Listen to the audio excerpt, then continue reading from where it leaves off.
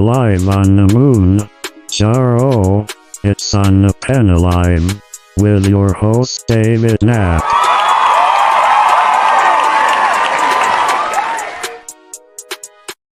Thank you, Clap Track, and happy Thursday night. I'm your host, Dave Knapp, man on the Mounjaro. That's why I'm here. You are on the pen. That's why you're here. Wegovy, Saxenda, Victoza, Trudlissa, Mounjaro, Zepbound, Compound, that pen. That's what we talk about here at On the Pen each week on this, the 87th episode of On the Pen Live. We got a great show for you tonight. Lee from Lee Fits In. Y'all remember Lee. I think he's probably been on the show as a guest more times than just about anyone. Lee is our unofficial legal correspondent for On the Pen Live. And he and I got together for a great conversation about all that is going on in the world of compound medications, specifically tirzepatide and the shortage and the lawsuits and all of that. And we're covering it all tonight with Lee. So we are super excited to bring you that. Tonight is the first part in a 3-part series where we're trying to give you a 360-degree lay of the land as far as what the legal gobbledygook is that unfortunately so many people who are relying on this medication to change their lives are just in limbo and sort of living in this anxious world of not knowing whether or not they will have access to their medication, whether it's because of scarcity, whether it's because of lack of insurance coverage, whether it's, any number of things. Folks who have actually found a treatment for their disease, finding hope, the prospects of losing that are just terrifying to people. That's the human toll in all of this. So we're going to give you the lay of the legal land tonight. We're going to give you perspectives from Compound Pharmacy Association next week. Mr. Scott Bruner, the CEO of the Alliance for Pharmacy Compounding, will be joining us next week to talk about their perspective on all of this. And then hopefully we will have a perspective from Eli Lilly, the manufacturer side of things, in a few weeks. We'll see how that all comes together. But this is the part 1 of that 3-part series to sort of give you the lay of the land. And we're super, super excited to just continue to cover this as close as we can so that you will know and be as informed as possible to have more competent and confident conversations with your medical provider when it comes to treating the chronic disease of obesity that so many of us live with. I want to say a special shout out to the members who are in the chat tonight, Laura, Anna, Carla. I know that there are so many of you here hanging out with us. I know Jennifer Nebraska's here, Sandra, Anna, Mimi, Justin. Who else we got? Gina. Don't want to miss anybody. Ray's in here. Ray's in the house tonight. Sue the Dude got the night off. He doesn't get the night off very often, but we gave him the night off tonight. If you'd like to become a member of the channel, it's actually very easy to do. If you just go to the description of this video for $2.99 a month, you can join and become a member of the channel. We give you access to special members only live streams, some early access to some videos that we do. You get custom emojis. There's different levels depending on how much you want to give. I'm not going to say that there's a ton in the membership for you, other than it's just a great way to support the work that we do here at On the Pen and get access to those members only live streams. We are going to be making some members only content when we are at Obesity Week, but I don't want to jump the gun because that's sort of part of tonight's housekeeping. So if you'd like to become a member, the link is in the description. You just click the link in the description of this video about joining and becoming a member, and that's the easiest way to do that. So thank you for those who are members. It looks like Spoonie just gave a bunch of memberships. Nice. Thank you for that. Really, really, really generous of you, Spoonie, to add some more members to the channel. The more, the merrier. So thank you for that generous donation. Of course, Spoonie and I had a great conversation last week on the Pen Live where she shared her story of dealing with 4 chronic diseases, and her access to tirzepatide and what that has meant to her personal health journey. So thank you for sharing, Spoonie. Of course, Mimi was on a couple weeks before that. So we've had some great interviews from people from the community over the last few weeks, and it's just been great. So thank you, thank you, thank you. Well, let's keep the show rolling tonight because we do have a longer interview tonight. We're going to keep the show rolling with a little bit of housekeeping. You want mint for pillow? What kind of hotel is this? We are going to get into tonight's housekeeping, and this is what I'm really excited for. Obesity Week is put on every year by the Obesity Society. It's basically a expo, a convention of sorts, where many in the industry, pharmaceutical industry, fitness industry, health industry in general, many of the leaders, the thought leaders in the world of obesity, many of the doctors that are thought leaders in this field, all sort of assemble for Obesity Week. And last year rather, I covered this extensively. And this year, I had made it a goal. Well, I'm just gonna do you one better. I'm actually gonna play a video that I made last year, sort of setting a goal for On the Pen for this year. And I just want to share in a absolutely cool moment for On the Pen history, because this year we will actually be at Obesity Week. But this was from last year, and I just want to hopefully you'll be able to hear this. Yeah, well, let me know in the chat so if you don't hear it, and then I can just stop it. But this was from last year, 1 year ago on the 15th. I have a little dream that I want to share with you all. I want to just kind of put this out there for posterity. So every year, the Obesity Society puts on an annual event called Obesity Week. This week it's going on in Dallas, and it's got like all the major players in obesity medicine, pharmaceutical companies there. It's kind of like an expo. Lots of sessions with speakers. Your boy wants to correspond at this next year for Man of the Mounjaro. So I'm just putting this out there because I want to remind myself that this is a goal that I want to achieve. I would love to bring this to you all live next year, in real time, interviews. Everybody is there in obesity medicine right now. And I'm just kind of FOMOing a little bit. So I'll bring you some news as I kind of recap what went on there this week. So watch out for those this week. We'll obviously include some of that on the Pen, which is my weekly show over on YouTube. If you haven't checked that out, please go over, follow my YouTube channel at Man on the Mounjaro, On the Pen with Man on the Mounjaro. We do a weekly show called On the Pen every Thursday night, 9 p.m. Central. We'd love to have you there.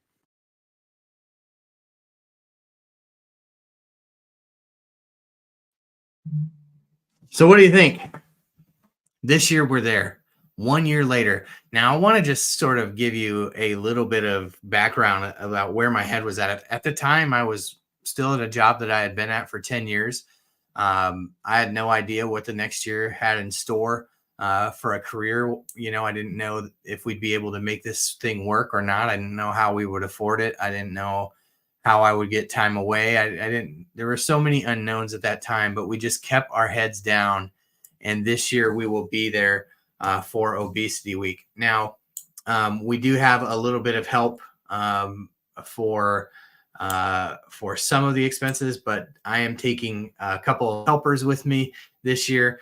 So to sort of help defray the cost of what that's going to cost to bring all this, if you'd like to donate, that's why I have this scrolling across the bottom. If you want to contribute to On the Pen, just to kind of help fund this trip down there, that would be great. If not, no big deal. Just want to leave that option open for anyone who would like to contribute in that way. We brought you some great news from Obesity Week last year. We're going to bring you some great news again. We're going to be sitting through the sessions. We're going to be listening to all the things. It's going to be absolutely amazing. So excited to reach this personal milestone, and so cool to share it all with you who have made it happen, especially the members of this channel. So I'm super looking forward to this. Of course, this is exactly why you follow On the Pen. If you're not following, hit the subscribe button and hit the bell for notifications, because this is the type of content that we're sharing all the time at On the Pen. Want to obviously take just a moment to shout out our sponsor. Tonight's sponsor and every week's sponsor is Roe. If you yourself are interested and you're just kind of getting started and learning about what it is about these medications that you've heard of, like Mounjaro, Ozempic, Wegovy, Saxenda, Victoza, Trulicity, these GLP-1 medications that are changing the lives, look no further than Roe. Our friends at Roe are not only sponsors of On the Pen, the show and the podcast. I am a community advisor for Roe, so I get to speak into one of the largest telehealth companies in the world from a community perspective and just help to drive some of the tools that we have available, like the Roe tracker tool that helps to hashtag report the shortage, like the insurance checker tool. You can go drop your insurance info. They'll tell you what you're covered for. All that, all very cool tools. So I get to have a say in sort of like what gets developed for the community, what's going to be useful. But they also have a program called Roe Body. So if you're looking for access to GLP-1 medications, roe.co/OTP is the link that you can use. And there you're going to learn all about the Roe Body program, where patients lose anywhere from 15 to 20% of their body weight in a year when coupling GLP-1 medications with lifestyle modifications. Of course, if you're going to start any medication, you want to make sure that you're aware of the side effects and all that. It's just a couple clicks away at roe.co/OTP. You can find all that information that you need. But definitely more than anything, we just want to shout out Roe for helping to support the work that we do here at On the Pen, for finding value in what we do here at OTP. They are such great partners, such wonderful people. More than anything, they're just really great people. Like anytime you start to kind of develop a business relationship with somebody, you want to make sure that it's the type of company that you're on board with who they are, they're on board with who you are, and that just couldn't be more true about Roe and OTP. So thank you, Roe, for sponsoring the work that we do here. We're going to keep this rolling. We're going to go right into this week's. What are we going to do? What do we got next? Let's go with our. Let's go with what's fresh.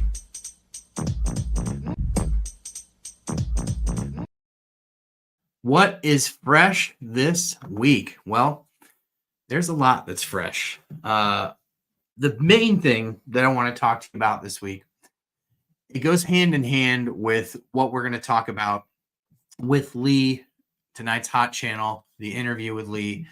It's about reporting the shortage. Now, this one is super, super, super important for you to really understand how to report the shortage, because one of the main things that we concern ourselves with when we use the hashtag report the shortage is, how do you actually do that? Like what actually needs to happen in order to report the shortage? And so I'm going to play a little video for you that I made earlier today that shows you exactly how to do that, because I think it's so important more than ever. And you'll hear when Lee and I are talking, the FDA right now is actually reconsidering whether or not to put tirzepatide back on the shortage list.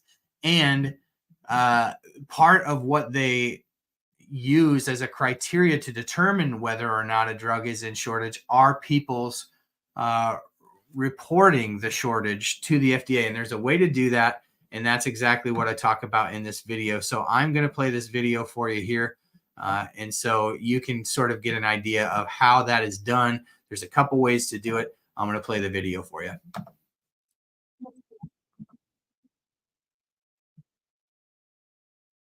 Your friends, when you go live, how to report the shortage. So let's get into how you report the shortage to the FDA. Using your favorite browser, open up a little Google search. You want to be very sure that you type in FDA public portal drug shortage. I had a very hard time finding it without punching in these words. Along the bottom, you're going to scroll over on these little buttons until you find public portal. Once you're there, it's going to ask you a series of questions. You have to now answer the question of whether or not the drug is in shortage as no, because currently tirzepatide is not listed in shortage.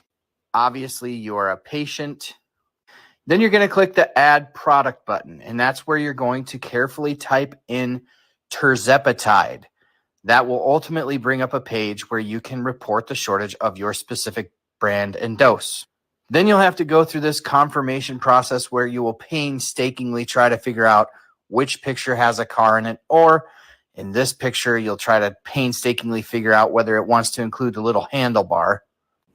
Here's where you're going to find the exact dose and brand of your drug. You're going to tick the box of the dose that you could not find at your pharmacy.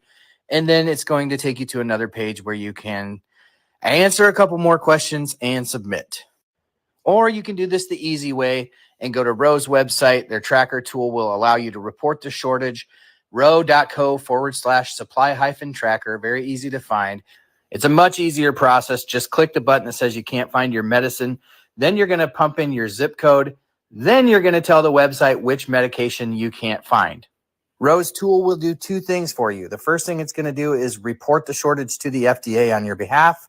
The second thing it's going to do is actually going to send you an email and let you know when the medication that you're looking for is found by somebody else in your area. Bada bing, bada boom. This is so that is how you report the shortage. There's two ways to do it. You can do it through the FDA's website. I feel like they buried it farther in their website. And of course, the URL is very long and cumbersome. You can do it that way, or you can do the Ro Tracker tool. Either way you choose to do it, just do it. If you cannot find your medication, your commercially available medication, and that's branded Mounjaro or Zepbound, you cannot find that at your pharmacy. They can't give you a date about when they can get it. That is the appropriate time to report the shortage with the FDA. Hey, Nate, how are you tonight, buddy? Good to see you. Thanks for hanging out with us over on the tube. That is the appropriate time to report the shortage. It's so important. It's more important now than it ever has been to report the shortage, as this is being considered by the FDA this month. We'll see. Big TBD on that, but we're going to keep fighting for it. So thank you. Thank you for those who have reported the shortage. Thank you for those who have used the hashtag. Drop the hashtag report the shortage in the comments if you have reported the shortage. Now to something that we have been doing for several weeks now, thanks to our good friend Corey. Corey has been doing a maintenance minute for us, and Corey has been doing this obviously for those of you who are in maintenance, but I think the most amazing thing is that she's gone through 2 hurricanes since we started doing this thing. And she's just been so generous to put her time together each week and put this together for those of you who are in maintenance. Give Corey some love in the chat if you have been enjoying the maintenance minute. If you haven't been on the show before and you are in maintenance, this is the part of the show where we have tried to offer something to those of you who are in maintenance, nearing maintenance. Tonight's topic, I think, is super, super beneficial. It's one of those where you definitely need to talk to your doctor about this one. It's not something you just want to do on your own, but it is something that many, many people who are on maintenance have explored or are doing. That is sort of the purpose of what Corey's been doing over on TikTok with her maintenance lives, is just trying to find out what works for different people. So tonight's maintenance minute with Corey, give her some love in the chat. Corey's maintenance minute. Hi, I'm Corey. As we continue on the journey of long-term weight maintenance with GLP-1 medications, a common question arises. Can I extend the time between my injections? This is a reasonable consideration, especially as we look for sustainable ways to maintain progress. Let's explore the key points. First, always consult with your doctor. Extending the time between GLP-1 injections should be a gradual and medically supervised process. Your healthcare provider can help create a personalized plan, ensuring that any adjustments are done safely and effectively. They may suggest extending the intervals slowly to monitor how your body responds to the changes. Monitoring your appetite and weight is critical with increasing the time between injections. Since GLP-1 medications regulate appetite and satiety, you may notice shifts in your hunger levels. Pay close attention to how you feel between doses. Are you experiencing more frequent cravings or changes in your weight? Keeping a log of these observations can guide future decisions. Maintaining healthy lifestyle habits is essential. As you extend the intervals, it's vital to stay consistent with your nourishing diet, moderate exercise, and stress management. These habits are foundational in supporting weight stability, especially if you're decreasing your reliance on medication. Be prepared to make adjustments. If you notice significant changes in your appetite, energy levels, or weight, it's okay to reevaluate. You might need to shorten the interval between injections or explore alternative strategies like combination therapies such as GLP-1 GIP to achieve a balance that works for you. Lastly, think about your long-term plan. For some, extending the time between injections is a part of a goal to maintain weight without medication eventually. For others, it may be about finding the lowest effective dose for ongoing weight management. Whatever your objective, keeping your healthcare provider involved will help you adapt as your body's needs evolve. All of this reinforces one thing. Extending the time between GLP-1 injections can be a valuable tool, but it's important to approach it with care. With medical guidance, self-awareness, and a commitment to healthy habits, you can continue to support your long-term weight maintenance goals. And that is your Maintenance Minute.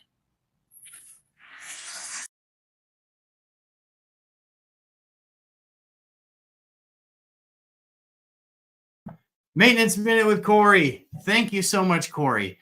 Definitely hit that thumbs up if you enjoyed this week's Maintenance Minute. So helpful coming from Corey. Just such a wonderful, wonderful job she is doing, sharing these tips and tricks on maintenance, which I feel like content, especially on YouTube, is sorely lacking for those who are in GLP-1 maintenance. So, Corey, you're doing a great service to the community. We're so happy to have you with us here at On the Pen. Thank you so much for that. We're gonna keep this thing rolling because we got a great interview coming between myself and Lee from Lee Fits In. I think this is his third or fourth time on the Pen.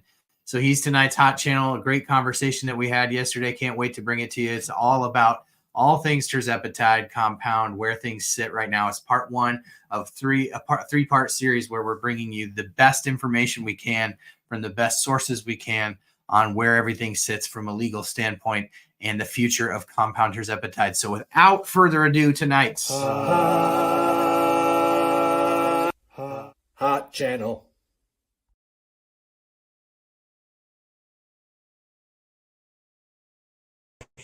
There we go. It is. Hey, how are you, buddy? Good. How are you? Good. Is that your We're office? both just outside enjoying the weather. Yeah, it's beautiful there. It's beautiful here too. It's chilly though. That's not too bad here. You're in Iowa, right? Something like that. Yeah. Yep. Yeah, I heard it's been cold over there. It's been getting to be that time of year where it's like, especially in the morning, it's like, oh yeah, it's fall. It's a little bit harder to get going. But Yeah. thanks for joining me. I know you're on kind of a time crunch here, so No, I you're appreciate good. Actually, Dave, I've got some time, so we can just see where this goes and hang out and see what people want to talk about. Awesome. So what I was hoping to talk about first and foremostly was just I want to get into what's going on between the OFA and the FDA and the tirzepatide lawsuit, and kind of bring everybody up to speed in terms of what the OFA was sort of alleging and how the FDA, what they asked, in terms of the TRO and what impact that would have had, and then sort of what the FDA's response was and why that matters to us. And that'll kind of bring everybody up to speed to where we are now. And then I think we can kind of sort of theorize or hypothesize or speculate on what happens next. Yeah, so, there's a lot of that speculation.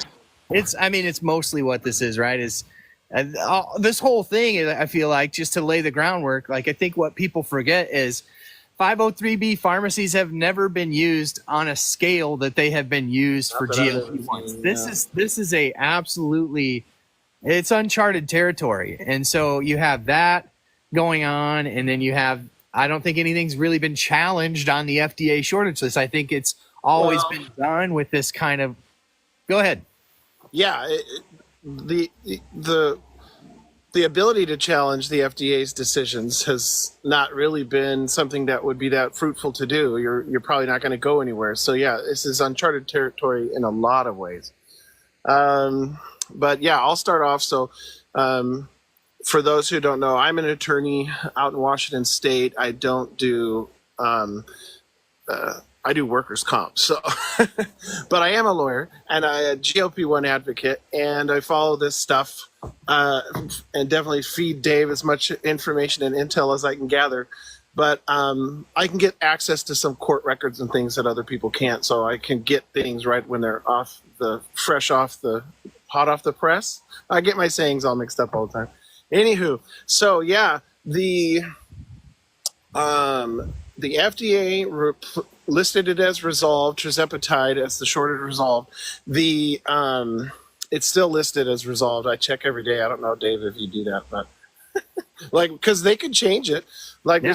there's no reason they couldn't say it's back in shortage and then kind of reset the clock. So, you know, who knows? But the OFA, now Outsourcing Facilities Association, I'm pretty sure that's what it is. OFA filed a lawsuit and said, hey, the FDA just willy-nilly took this off of shortage without any kind of notice, without a hearing, without any kind of process. Now, no process has ever been called for. There's no process outlined in the law. It's just been the FDA gets to decide because that's the way the statute's written. And I went through so there's federal laws that are written by, sorry for geeking out a little, Dave. Hopefully people can bear with me. That's why you're here. That's why we're doing it. So there's federal laws. Yeah, so there's federal laws that are written by Congress, signed by the president, right? What you learned in school. And then there are administrative rules. They're registered, it's called the Code of Federal Regulations, CFR. And those are not laws in the sense that they pass Congress and get signed by the president, but they have the force of law.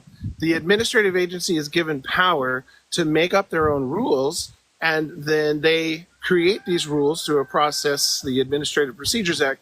And so there is a process for making those rules. But once those rules are in, they have the force of law.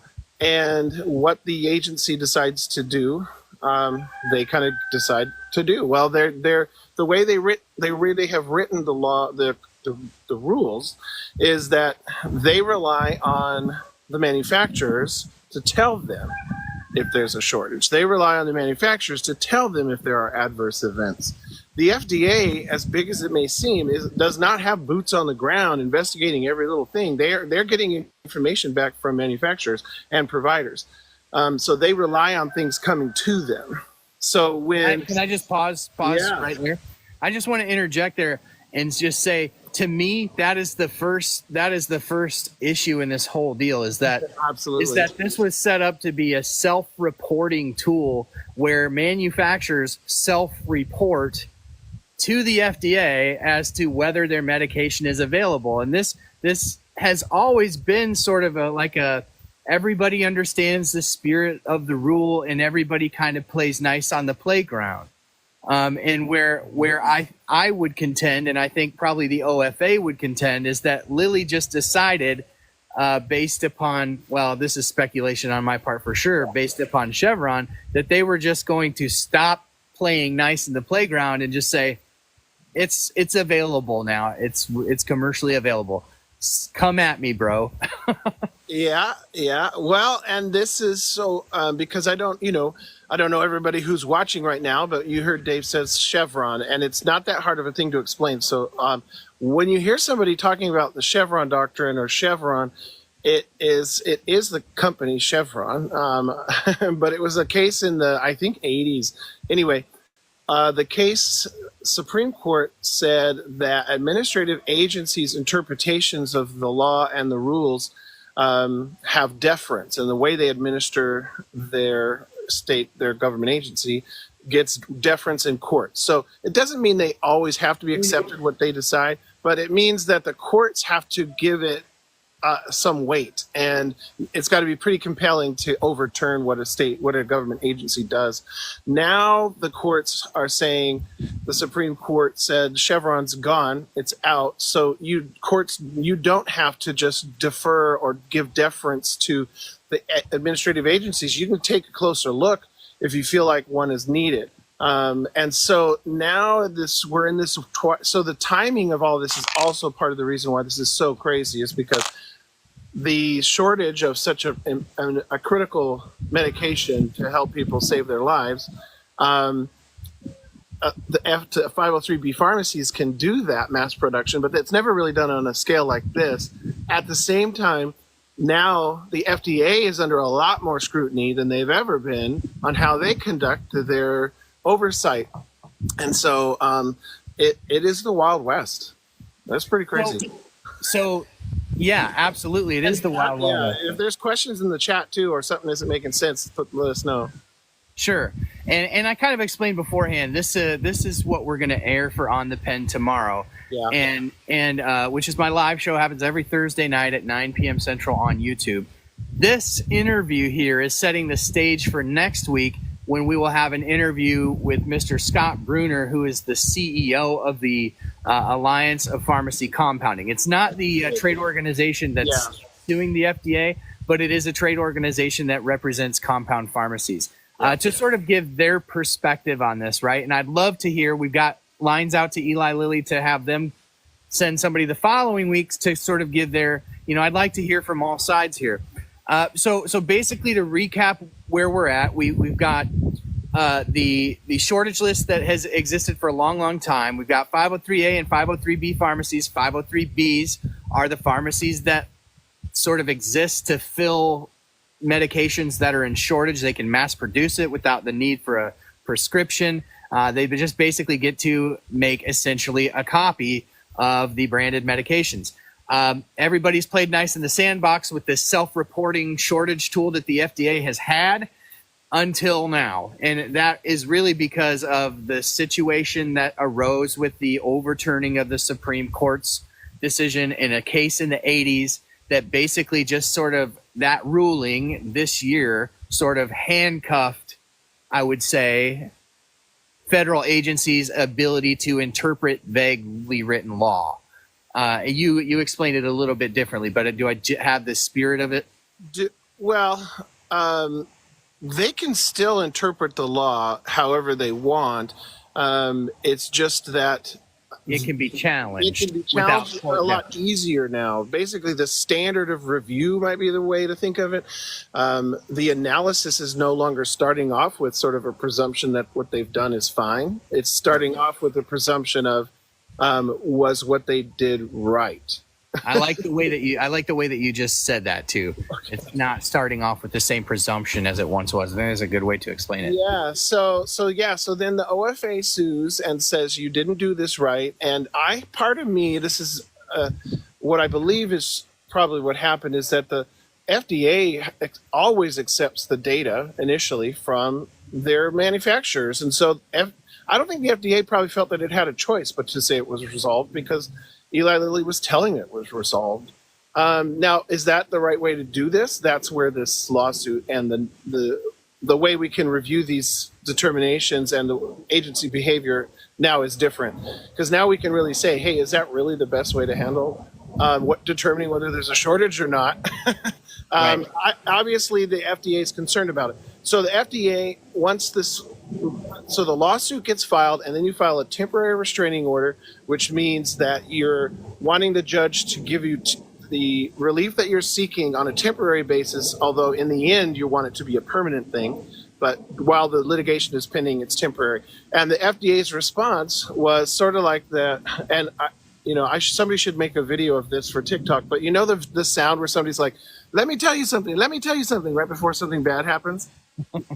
That's what the FDA kind of did. Like, whoa, Yeah. So they immediately pulled it back. And then now there's been some different wording of how people are phrasing what's coming on November 21st. So a status report is due the 21st of November. A decision is not necessarily due on the 21st of November. The parties have to say, here's where we're at. It could be that they report back and say we need 6 more months. Who knows? But it will be an important report and give us the lay of the land for where things are at. And something could happen by the 21st of November, but something could happen tomorrow. There's nothing stopping that from happening. Can I ask you a question real quick? Go for it. Yeah. So, on the Chevron doctrine, right? So, I think it's important for people to understand, because people like knee jerk to this because courts have been politicized and all that. So everybody kind of, the second you start talking about that, people get in their corners politically, right? Sure. But I think it's important to give context and just correct me if I'm wrong, and then provide a little bit more color to where I'm missing the gaps, right? Either Lilly or the OFA or any trade organization or compound pharmacy or telehealth, whoever wanted to bring a lawsuit, could have challenged the FDA's decision one way or another. Absolutely. In other words, that Lilly reported the medication to be commercially available, so the FDA had to make the determination. And I do think there is some policy written around what they have to determine during that, what the FDA at least assesses during that period of time before they just say okay and remove it from the short list. There was about a month lag from the time that Lilly reported all of them as available before the FDA came out and telegraphed that they were going to do exactly what they did. All right. So, but if Eli Lilly, let's say if the FDA would have said, Eli Lilly, we don't agree that it's commercially available, we're leaving it on the master FDA shortage list, and we would have been status quo for the pharmacies, they would have had no reason to sue the FDA. Could not then Eli Lilly have, using the Chevron doctrine, basically said to the FDA, you don't have the authority to say that. We're going to sue you. Okay. So language-wise, no, the word authority probably isn't the right phrase. They do have the authority to put things on or off the FDA shortage list. So I wouldn't say that Eli Lilly probably wouldn't say they don't have the authority. They would probably take the same approach that the OFA did and say, you're not doing it correctly. We reported it out of shortage. If the sun is too bright, let me know. It's just decided to pop out. You're good. You look very angelic right now. I'm speaking from the heavens. So yes, I have some authority behind me. Right. The Lord has shown his light upon you. Okay. So they would have said, hey, we showed you that it was out of shortage and you're not listing it as resolved.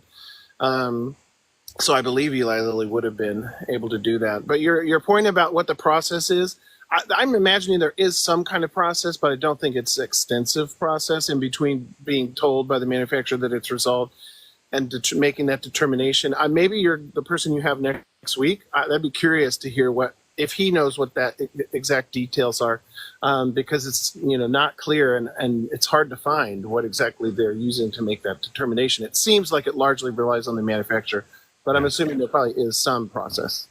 Yeah. What that is, who knows? It's whatever the FDA defines it as, right? Which kind of gets to the heart of this. Like one side in this matter was going to be, getting lawyers involved. But I don't think you mentioned an interesting point that I'm not totally convinced, and I know people want to make everything political, but I tend to consider myself pretty liberal, and I was also not a fan of Chevron. I work in administrative law. Workers' compensation is an administrative type of agency or policy in the states. And we have the same problem here, that the agencies can really do whatever they want with very little oversight, and unelected committees making decisions that are essentially as powerful as the law. I don't like that. So, I'm not convinced it shouldn't be political.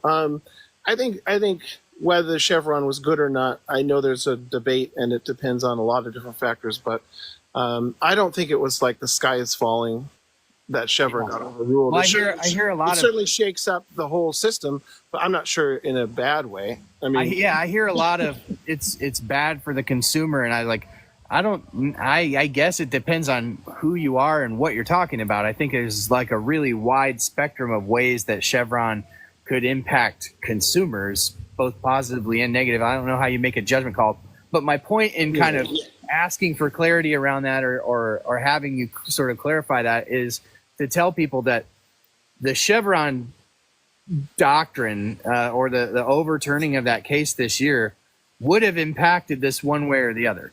Like whether they left it on or whether they took it off, somebody was going to probably, and the Chevron's probably the wrong thing to get into, but no matter what the FDA did in this scenario, somebody was going to sue them, whether it was Eli Lilly or whether it was the OFA or whomever.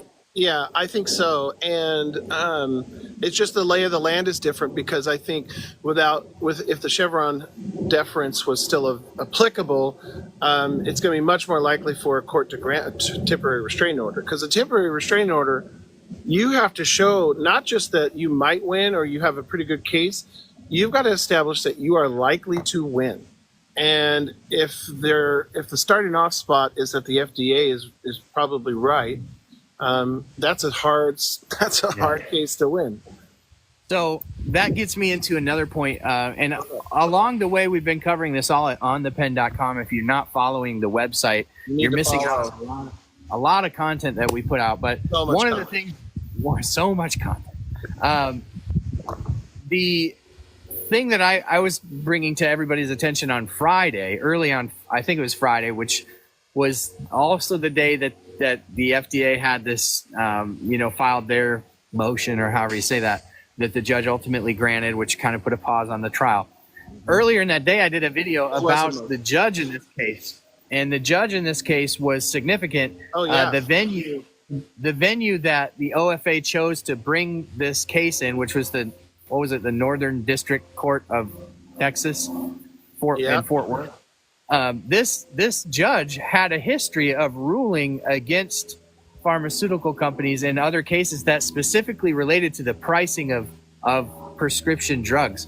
And so you share the opinion that I do that if the FDA hadn't filed this uncontested motion that basically put a pause on this and reconsider whether tirzepatide's on shortage, that judge could have very well granted that temporary restraining order. Yeah. A, do you agree with that? And B, what would the fallout of that have been? And why would have that been bad for the FDA but good for compounds? Yeah. No, that would have been worst case scenario. For the FDA. It's so hard because I don't know what the judge would do. The OFA made pretty good arguments. I think the FDA, if you're reading the tea leaves, obviously felt like that was the case, that it was probably going to get granted. They didn't even bother to respond. I think if I was a betting person, it does seem like the odds were in favor of that TRO being granted. Now, the trouble for the FDA at that point is that a TRO would go through the pending of the case till the case is resolved one way or another. So, and that can take a really long time in federal court. I mean, years sometimes, especially with big pharmaceutical stuff. It can take a while. So if the FDA is basically hamstrung with a TRO for years, potentially, that would have been amazing for compounding. This would have been tied up for a while. So this was smart on their part. And honestly, this is where you sort of like pick your battle. If you're the FDA, is it actually going to be better for them to fight against Eli Lilly? I guess it depends on what they gather, what material information, because now they're collecting data from OFA and other sources. So as Dave continues to remind folks, report the shortages. If you can't get a refill, if you can't get Mounjaro or Zepbound, you've got to ask your pharmacy to report it. You report it. Everybody report it. Because if it's not being reported, then they don't know. Right. I think that's so important. And maybe like the thing that I need to be louder and louder about now more than ever is the hashtag report the shortage, because like right now, supposedly the FDA is reevaluating all this, right? So the information that's coming in right now is likely going to be information that is used in whatever determination they make as to whether to leave this on the shortage list. So as Lee pointed out, if you have a script for branded tirzepatide, Zepbound or Mounjaro, and you go to your pharmacy and they can't fill it, and they can't give you a date when they can fill it, that is the time to hashtag report the shortage. And there are a couple ways that you can do it. The easiest way is to to do a Google search for FDA medication report, shortage report. It's a really long, lengthy, it's almost like they don't want you to get there, but a really long URL. So I don't know what it is. But Roe has their supply tracker tool, which will, if you go to roe.co, you don't have to be a Roe member. You can go to roe.co/supply-tracker, supply-tracker.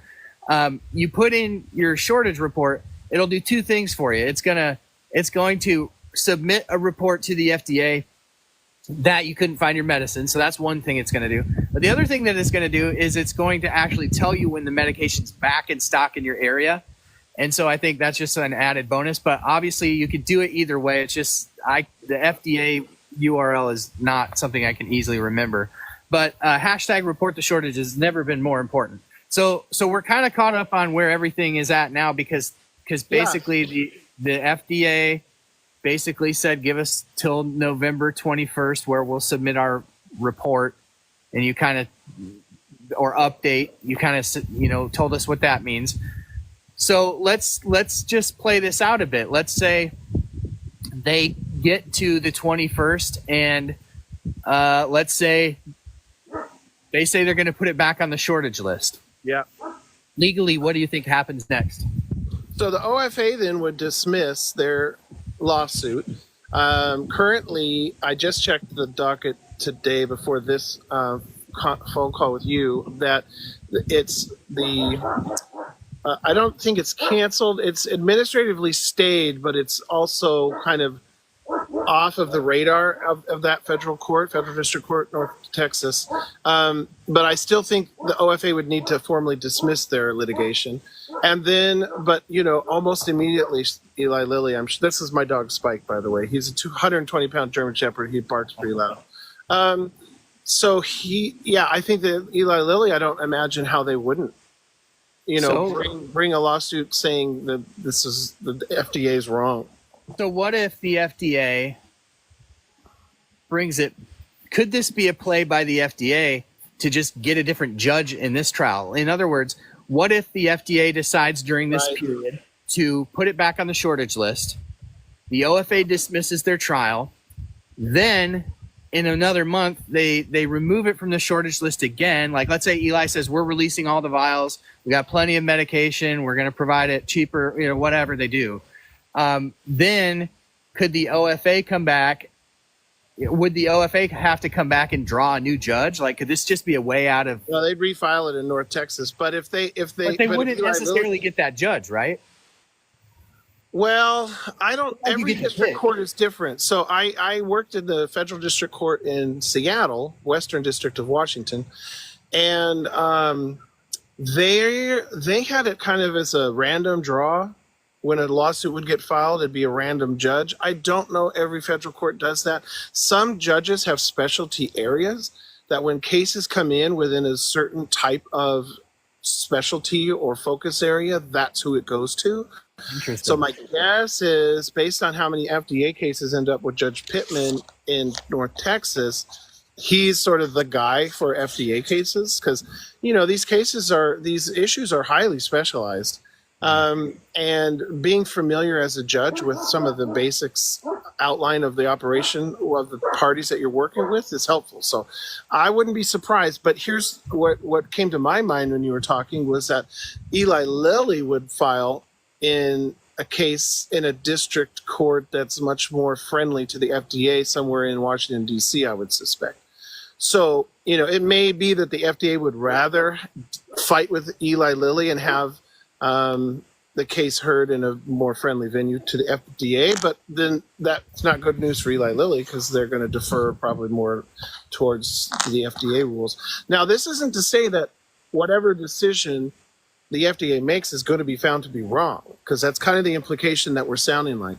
The FDA may be able to defend, even in a hostile court, that their decision to take this off shortage was reasonable, was done in a way that was that the court finds to not be arbitrary. And so, it may still end up being fine. There's no way to know how all this shakes out. So I don't want to give the impression that whoever sues is going to win. So if Eli Lilly, so in this scenario where the FDA could put it back on the shortage list during this time, the Lilly files their case against the FDA wherever they deem Lilly's going to get the best, whatever venue they seems to be the best for them. Probably the Northern District of Indiana. But the let's say that happens.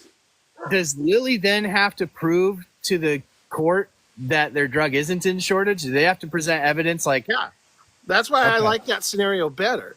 And they may be able to prove that. But this is where I think your guest next week could be really fascinating. Hopefully he'll have some real inside baseball on what the numbers really look like. But I'm not sure. It's difficult to ever prove a negative. If the FDA says you're in shortage, proving that you're not, that it's not in shortage would seem. But maybe they have all kinds of data saying people are getting prescription and the people who aren't getting refills, it's just sporadic here and there. I don't know. I mean, that's why we have to get reporting in. Yeah, I think it would be good for all. It would be good for all sides to just have more clarity. That's why I want to hear from the compounders. I want to hear from Eli Lilly. Also, maybe if Eli Lilly would join the call. Yeah, I don't know that they will, but we'll see. But yeah, I just think like more clarity in the process, because again, you have, just basically a process that I don't think anybody could have foreseen this. This is a generational drug. The fact that it's injectable and the fact that it's at a price point. I mean, for all the arguing that goes on back and forth about the expense of these medications, it's still priced in a way that they sell every single dose that they can make. So it's really a tricky situation. And I think compounded by this Supreme Court case at the time that it came down, I think makes the perfect storm that nobody could have foreseen. But I think some transparency in how this process works, because ultimately the law that's written around 503Bs, the law is designed so that 503Bs can be a backstop for critical medications in our country. And I think this is the perfect example of when we need them, but we ought to have clearly defined guardrails around how that is defined. And I don't think is he super loud? Can you hear him really bad? Because I can yell. I can't hear him when I'm talking, but maybe they can. Okay, well, he's cheering you on. Spike! He's like, preach! Leave the sun's shining down from heaven. Man on the Mounjaro is preaching. I don't know what he's barking at. Sorry about that. Okay, yeah. So getting some clarity is the key. I agree. Yeah, and I don't think that a self-reporting tool from the manufacturer that has financial interest in maintaining sort of a monopoly on the market is probably the best source to just be like, oh yeah, it's available. Because again, like my biggest argument against it, like I'm all about the rules and the law. Like if it's commercially available, then 503Bs shouldn't be able to make it. That if Absolutely, they are, right. that completely undermines the entire system of drug development and patents in this country. That's problematic to me. But if it's not available and it is in shortage, then they ought to be able to make it, and everybody ought to be able to get access to it. And anecdotally, it sure seems like it's in shortage, but I mean, I don't know. Obviously, my sources are social media, right? But man, it sure seems like a lot of people are saying they still cannot get it. So yeah, my biggest argument is that I hear from people every day. Yeah, and some of them are using Eli Lilly Direct. And Eli Lilly Direct doesn't, to my understanding, doesn't use distributors. And so it's them providing it directly to Amazon Pharmacy or whomever's doing the distribution of the drug. And I have people that are using Lilly Direct that can't even get a date on when their stuff might ship. Mm-hmm. It doesn't get more direct than Lilly Direct. This is why I'm saying that maybe there is a process, Dave, between when somebody says the shortage is resolved and when the FDA makes a decision what to say it's resolved as well. But it can't be too detailed, because I think there's no way they really dug into the situation in that short a time. It was only 3 or 4 weeks, so. Right. So that's why I believe that there probably is some checks and balances, or they're making sure that Eli Lilly, crossed their T's, dotted their I's, that kind of stuff, but not a true scrutiny, I don't think. But Yeah, I mean, kind of like nobody in outside of the financial world has followed Eli Lilly earnings calls closer than I have. no. And I can tell you, just going back to the most recent, it was either the most recent one or the quarter one. I can't remember if it was quarter one or quarter two, where one of their C-suite executives said, when asked about the shortages, they're like, the shortages for tirzepatide are going to persist into 2026 until orforglipron comes out. We won't really have a pressure release until orforglipron comes out, the small molecule oral pill. Yeah, That's right. Eli Lilly's word on their earnings calls. That's public record. Yeah. So what changed? In my opinion, Chevron changed. Because people are always like, it's the vials. They released the vials, and that's why it's on short, and that's why they can say that it's not available now. No, that has nothing to do with it. They got a couple million But extra here's sellable what- okay. doses for the year. I'm It's not on shortage sure. because they're saying it's Yeah. on shortage. Yeah, but hold on. Spike! Our neighbors have goats, and he goes crazy. Whenever they get close to the fence. So, okay. So you have to edit that out, Dave. Oh, by the way, folks, if you're just new, this is all going to be on Dave's show tomorrow, Thursday. So subscribe to Dave's YouTube channel and his website on the pen.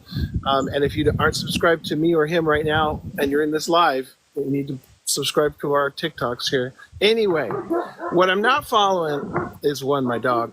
But It's fine. It's totally okay, fine. if he's not too loud, that's good. He's far enough away, maybe. So you say that Chevron changed, but why would Eli? So the Chevron doctrine's removed. And now the FDA isn't given deferential treatment by the courts. Okay. So, but why would then Eli Lilly pick that fight and send in bad information or questionable information that there's no longer a shortage if the FDA's decision to pull it off of shortage and say the shortages are resolved is now easier to challenge? Like, I'm not sure I follow why Eli Lilly would have done that, because they're essentially inviting the OFA groups to then challenge the FDA, which is now easier. So in a way, Eli picked this fight by submitting documentation that this was resolved because they're so desperate to stop this compounding craze. I don't care, craze has a negative connotation, but it's bonkers how much people are compounding these medications on a scale that we've never seen. So, but it's this is something what that- I don't something like. that Why would they want to do that? Because they know the FDA can now be challenged easier, which then could create a scenario like the TRO, which if it had been granted, could leave compounding pharmacies in good shape for quite a while. So I'm just trying to play that game out. Yeah. Well, okay. So Eli Lilly's selling every dose that they can manufacture. They're selling, right? I think the biggest risk here for Eli Lilly is not that they're losing money. They're not losing money by compound pharmacies existing because they're selling everything they make. I think the bigger concern is that compounding in general it's the wild, wild west. There's It's crazy. just not a lot of transparency for consumers or understanding, because dude, when they shut those compound pharmacies down for a couple of days, even there were so many people who were just like, I'm going to the gray market. And I think Eli Lilly's calculation is all this stuff is just known as tirzepatide, and that's their drug. And if somebody gets hurt or somebody dies or somebody, God forbid something happens, it all kind of gets lumped together. Oh, they were on those weight loss shots. I think the major calculation is more 10,000 foot view here, that they have to protect tirzepatide's ability to be the cash cow that it is for them for the next couple of years, because their patents are going to start to get challenged in court, just like you see is going on with semaglutide right now, both overseas and in the United States. And you see they're already moving to preemptively prevent compounding of retatrutide by suing the FDA to get retatrutide classified as a biologic. If they're successful in that, nobody will ever be able to compound retatrutide, whether or not retatrutide goes into shortage. Which So I I will. think you see more brand protection here Okay. than anything. Yeah. Would be my opinion, because again, they're selling every dose they can make. There has to be another motive, and I think that motive is to just challenge the compounding to slow it down, at least, because I think that's good. Then maybe, yeah, I guess that's a good. I mean, first of all, it's going to spin right into another shortage, because if people are having to turn to the name brand stuff, those who could afford it, because most people just don't have insurance for it anyway. But let me pause you right there. Because I've heard that argument a lot, and I don't think that's the case, because if you look at the numbers, I push back on this with people too. So go for it. Well, Lily has told us that there's about 75,000 new users of Zepbound per week. Think about that number: 75,000 new users of Zepbound per week. The total compound market is estimated to be around 2 million people using compounded GLP-1s. I would say 75 to 80% of all the compounds are done by just a few major companies, right? These ones that we deal with on TikTok are small potatoes, but the big compound companies like the Hims and Hers, the publicly traded, they're not even selling tirzepatide. They're selling semaglutide. Right. So most of the compounding right now that's taking place, I would venture a guess that 75% of the compounding is semaglutide, not tirzepatide. So if you look at that 2 million, that means how much, the math, 75%, so about 500,000 maybe are on tirzepatide. That's right. That's just a few weeks of their normal business. Okay. And that's if everybody that was on compound went to branded. So I think most of the shift from tirzepatide is going to go to compounded semaglutide anyway, and not branded medication, because I think most are on. True. I think you're right. That makes sense. That's just my take on it. And I should note too, for the chat here and tomorrow on your show, I am not anti-compound. That's all. I was only on name brand stuff for like 2 months, so I'm all for. I've done semaglutide and tirzepatide compound. So that is not where I'm coming from. What I'm saying is that we've never had anything like this situation where we're mass producing millions and millions and millions of doses. But it's an interesting point that you're saying, brand protection, and it certainly has quieted. So in that degree, even though the lawsuit now is kind of on hold, by getting it pulled off shortage and then creating this litigation, a lot of pharmacies and telehealth are just cutting tirzepatide out. Yeah, I know there are a few who say they're still doing it, but to people I've talked to who are saying, "Oh no, it's still available." Man, I would tread lightly, because you can't only promise maybe a few weeks. You might be able to do a dose. I don't know how many, since it's sort of in this limbo. Can you send out 6 months worth of supply? I'm not sure that's allowed. I don't know. It's just, it's a dicey situation right now. If I was a telehealth company, I'm not sure what I would do. I'd certainly be very careful if I sign up new tirzepatide patients to say, this could be going away tomorrow. Like we're doing our best, but things are in limbo. I'm not sure. Yeah. I don't know why you wouldn't just do compound semaglutide at this point. I agree, and I think I'm going to put a bow on this because I actually have to run here. But oh, no worries. I think to kind of put a nice little bow on this, the sad part of this whole conversation are the patients, are the people that are in the middle, the people who have found access to medication that they can afford, that's changing their lives, that's revolutionizing their health, that's giving them a life that at one point they never thought was even possible. Mm-hmm. And because of the vaguely written laws, and because we're in a very unique and like perfect storm kind of time with all this, the people that are getting kicked around are the patients. And so I just, my heart goes out to people who are in the middle of all this nonsense, just trying to figure out like what's the next step. And so I think the FDA needs to move very fast at decision making. If compounds cease, Eli Lilly has a moral responsibility to release every single dose in every single presentation that they can possibly manufacture And I think they have an obligation to find innovative ways to bring that to market in a way that people can generally afford, right? No, And but you said Eli Lilly and moral, and I think about the same sentence. the chat's already ahead of you on that one.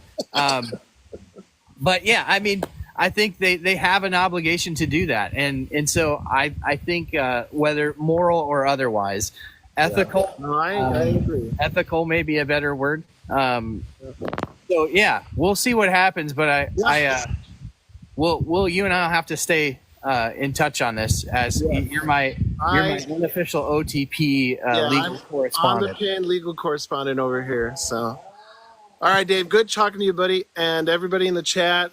Good to see you guys, and don't forget to subscribe for the TikToks and Dave's YouTube channel. And Lee has a YouTube channel too. I do, but I never post anything over there. So don't worry about that one. All right, good to see you, buddy. Thanks for doing it. Take care. All right, see ya. Lee from Lee Fits In. Find him on YouTube. Find him on TikTok. Find him everywhere. Lee, our unofficial, now I think it's official now. Lee is our On the Pen legal correspondent. Just bringing a really great perspective from his background as an attorney, and just kind of really following this very close for On the Pen so that we can help bring you the right information, good information. Definitely give Lee some love in the chat tonight for joining us on the Pen. Like I said, I think this was maybe Lee's fourth time on the show. It was either third or fourth time. So he's been on quite a bit. We really appreciate every conversation that we get to have with Lee on the Pen. Hey, if you enjoyed that conversation, my ask of you is that you would hit the like button, hit the thumbs up button, because that really helps this live stream get more views after it's live. And then another thing that really helps other people see this is once the live ends, to come back to the recording and just let us know what you liked about the show. That just helps more people see it. You know, a couple hundred people see it live, but we'd like thousands to see it, and that always helps. So thank you for those who give the thumbs up and give the encouragement. And thank you for those who come back once it's posted, once the live stream ends, and gives the show a nice little boost by leaving a comment. So thank you all for being here tonight. Lee, you can find him at Lee Fits In, LeeFitsin, Lee Fits In. And he is primarily on TikTok, but he's also on Instagram, also on YouTube. But I think the bulk of his content lives over on TikTok. So thank you to Lee for joining us tonight for a great conversation. Now, as I mentioned earlier in the show, this was part one of a 3-part series. So the next 2 weeks will be all about this topic. Next week, we have Scott Bruner, the CEO of the Alliance for Compound Pharmacies, Pharmacy Compounding, APC. He will be joining us. He does not represent the trade organization that is suing the FDA. He represents a different trade organization for compound pharmacies, but he's been very, very outspoken on this topic all through the process. And so we're excited to sit down with him and chat with him next week.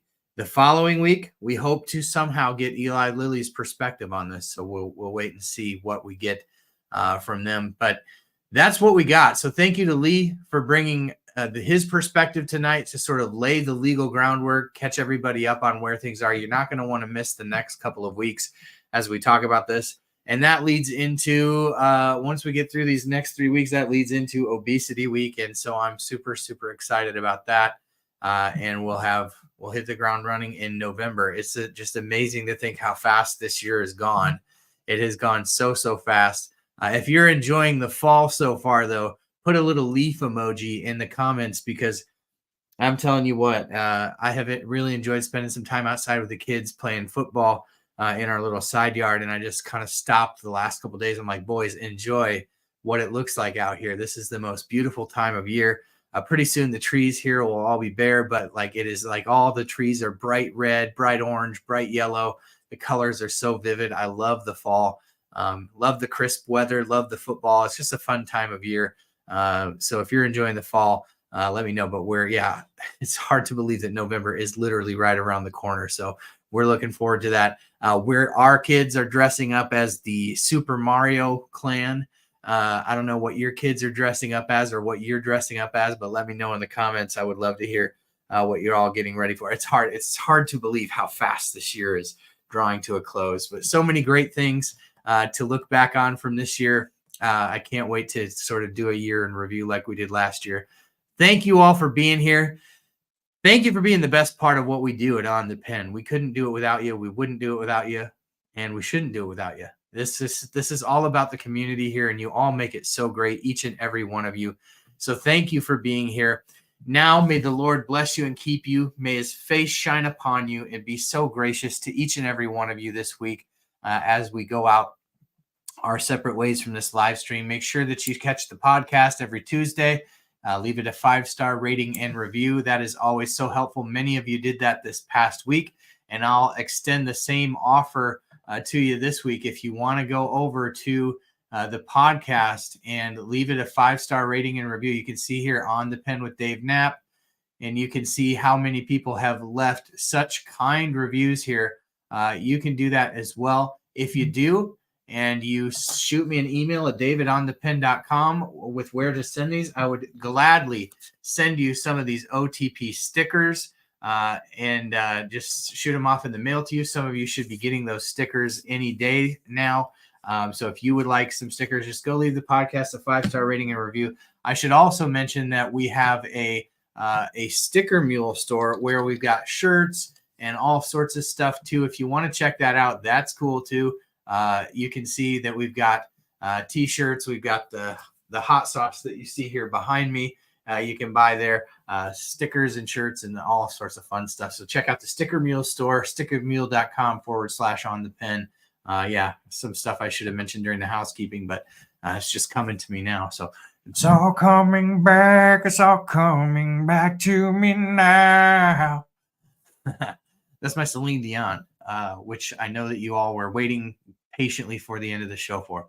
So anyway, we covered it all tonight. Thank you for being here. Really look forward to doing it again with you next week. This is my favorite night of the week to spend it all with you. Thank you for being here. Have a great week. We'll catch you on the next one, friends.